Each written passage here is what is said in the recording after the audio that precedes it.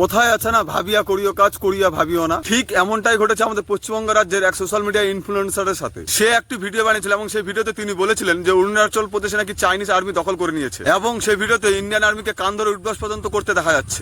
আমাদের প্রধানমন্ত্রী দেশটাকে এতটাই উন্নত করছেন যে অরুণাচলটা সম্পূর্ণ চীনারা দখল করে নিচ্ছে এবং আমাদের সৈন্যদেরকে কান ধরে উঠবাস করাচ্ছেন।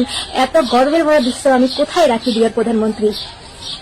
কিন্তু সত্যি বলতে ওই ভিডিওটি সম্পূর্ণ এআই দিয়ে তৈরি, আর এই ভিডিওটিকে তিনি যাচাই না করে সোশ্যাল মিডিয়ায় আপলোড করে দেয়, যার ফলে আজ কি হলো দেখুন। আমি যেটা কালকে ভিডিও বানিয়েছিলাম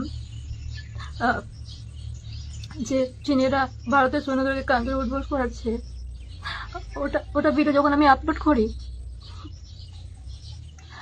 তারপরে আমি জানতে পারি যে ওটা ভিডিও ফেক, ওটা এআই তৈরি।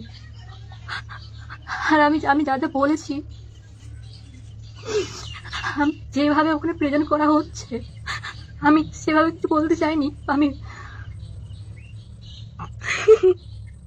এখন আর ক্যামেরার সামনে এসে কান্না করে কোনো লাভ নেই, যেহেতু অন্যায় করেছেন তাহলে আপনাকে শাস্তি তো পেতেই হবে। উনার বক্তব্য হলো তিনি নাকি এই ভিডিওটি মজা করে ছেড়েছে। তাহলে উনাকে একটা কথা বলি, যে মানুষগুলো নিজের বাড়িঘর ছেড়ে দেশের সুরক্ষার জন্য রাত দিন এক করে দেয়, আর সেই মানুষগুলোকে নিয়ে মজা করবেন আর দেশের জনগণ আপনাকে তো ছেড়ে কথা বলবে না। তো প্রিয় দর্শক, এতে আপনারা কি বলবেন? ওই মেয়েটি কাজটা ঠিক করেছে না ভুল, কমেন্টে লিখে জানাবেন।